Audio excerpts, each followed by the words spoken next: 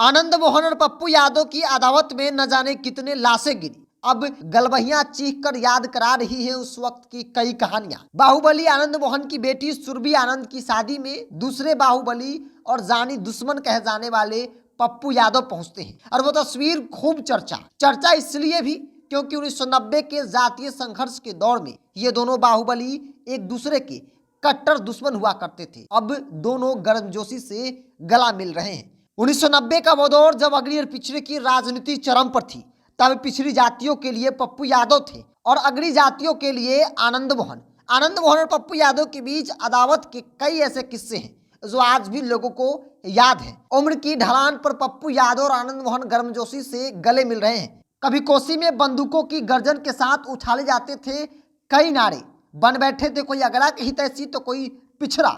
जमाना उन्हें आनंद मोहन और पप्पू यादव के नाम से जानता था। यह कहानी 1990 के दशक की प्रमाण पाती रही। यह जमाना वह था एक तरफा के धागे में बुना गया था, समाज का ताना बाना। यह वह समय था जब आरक्षण, समर्थन और विरोध के नाम पर गोलियां पहले बोलती थी और इंसान की जुबान बाद में। जाति के नाम पर वह एक दूसरे के भक्षक बने थे तो अपने जात के संरक्षक। जहां वो दौर था लालू प्रसाद यादव का, जहां कमंडल और मंडल की टकराहट से रोज नई इबारत गढ़ी जा रही थी। आनंद मोहन की बेटी की शादी में पप्पू यादव का प्यार एक बार फिर से बरपा।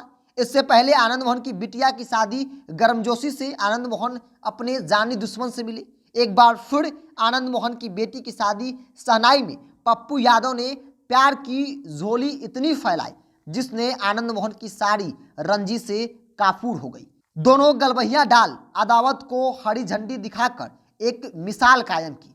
जातीय उन्माद में जब आनंद मोहन और पप्पू यादव समाज को बांट रहे थे, तब कोसी का इलाका गोलियों की आवाज से थर्रा रहा था।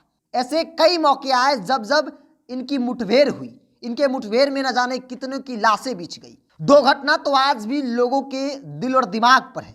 वह घटना सहरसा का पामा और पूर्णिया का भांगड़ा कांड था, जहां न जाने कितनी गोलियां चली। दरअसल इनकी लड़ाई व्यक्तिगत नहीं थी, यह अपने अपने जाति के रॉबिनहुड बना करते थे और ये दोनों ही अपनी जातीय सेना तैयार कर एक दूसरे को परास्त करने की जुगाड़ में लगे थे। एक दूसरे के जानी दुश्मन होने के बावजूद आनंद मोहन ने इंसानियत का परिचय उस वक्त दिया जब उनके इलाके में पप्पू यादव की गाड़ी दुर्घटनाग्रस्त हो गई। ग्रामीणों ने उन्हें घेर रखा था। तब एन वक्त पर आनंद मोहन दलबल लेकर पहुंचते हैं, उनकी मदद करते हैं। दुश्मनी की धार से कम नहीं थी आनंद मोहन और पप्पू यादव के मिलने से उपजा प्यार। बड़ा गर्मजोशी से गले मिले, कुछ देर तक एक दूसरे को थपथपाया, आंखें भर आई। प्यार में इस कदर झुके कि लवली आनंद भी मुस्कुराने लगी, अभिनंदन करने लगी। ऐसा लगा कि एक ख्वाब जो धीरे धीरे जमीन पर उतर रहा है। सच ही कहा कि राजनीति में स्थायी न तो दुश्मन होता है और ना ही कोई दोस्त होता है। तो आनंद मोहन और पप्पू यादव की कहानी आज भी लोगों के दिल और दिमाग में याद है। चूंकि इसलिए चर्चा आनंद मोहन की बेटी की शादी और पप्पू यादव का जाना और गर्मजोशी से एक दूसरे का गले मिलना लोगों को कहीं न कहीं उस पल को याद दिला देता था जब एक दूसरे के जानी दुश्मन हुआ करते थे। राजनीति में कोई न तो अस्थायी दुश्मन होता है और ना ही कोई अस्थायी दोस्त होता है। आनंद मोहन और पप्पू यादव की कहानी उस दौर को जिसने भी देखा है, अपनी प्रतिक्रिया कमेंट बॉक्स में ज़रूर रखें।